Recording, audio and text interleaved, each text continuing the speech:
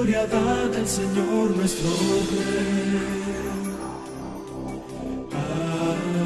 1517, 31 de octubre, con la promulgación de las 95 tesis de Martín Lutero, se marca el inicio de lo que se conoce históricamente como la Reforma Protestante. Este hecho dio no solo un giro a la vida religiosa de Europa y el mundo, sino también a la vida económica, social y política de la humanidad, desde entonces y hasta nuestros días.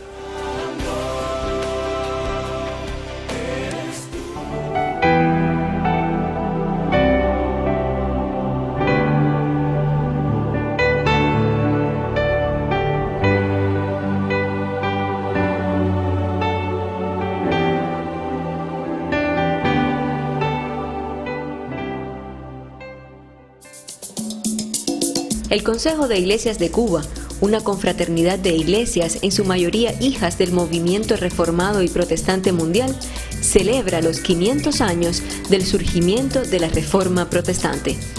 En este contexto, desarrollamos todo un plan que inicia con la celebración de los 500 años en 2017 y cubrirá eventos en el 2018, alcanzando los 20 años de la celebración evangélica cubana en el año 2019. Los 2 próximos años incluirán un encuentro en Cuba de las Sociedades Bíblicas Unidas con la participación de 100 países, tomando la Reforma como el punto de partida de la tradición bíblica en la modernidad. La clausura de la jornada de homenaje por el 60 aniversario de la desaparición física de Oscar Lucero Moya y la culminación del proyecto 1 millón de Biblias para Cuba.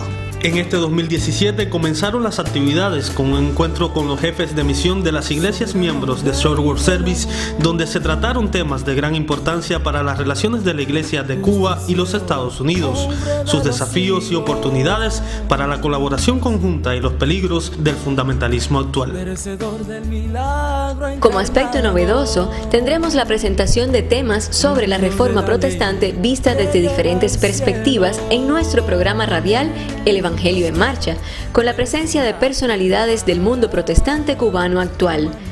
El mensaje del Domingo de Resurrección de este año, con énfasis en la teología protestante, será televisado desde la primera iglesia presbiteriana reformada de La Habana. También durante este periodo se estará presentando el spot televisivo de los 500 años de la Reforma. También se proyecta un programa de televisión bajo el nombre Panel sobre las diferentes tradiciones reformadas y la proyección de la película La vida de Lutero. Martín Lutero, ¿sois el autor de estos escritos? Lo soy. ¿Cuestionáis la autoridad del concilio eclesiástico? Mi conciencia está cautiva de la palabra de Dios. Me interesa la verdad. La cristiandad se hunde.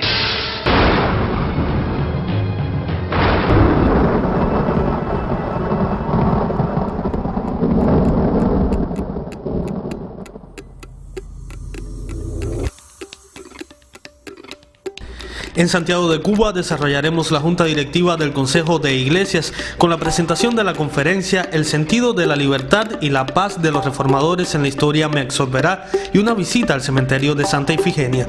El 28 de mayo es el 76 aniversario del Consejo de Iglesias de Cuba y se celebrará en la primera congregación no católico romana de Cuba, fundada el 9 de agosto de 1883. También tendrá lugar un café concierto por los 500 años de la Reforma con la presencia de un grupo musical de iglesias reformadas de Suecia para celebrar la Biblia en la Reforma.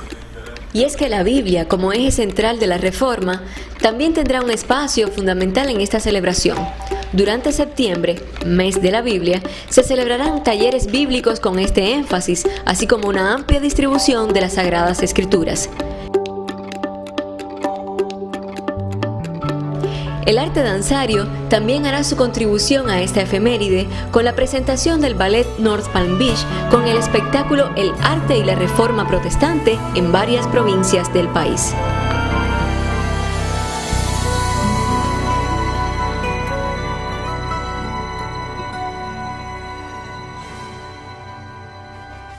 El domingo de la Reforma, el 29 de octubre, se harán cultos simultáneos de gratitud a Dios por esta fecha, promoviendo el himno Castillo Fuerte es nuestro Dios, uno de los símbolos más reconocidos de la Reforma Protestante. Castillo fuerte es nuestro Dios.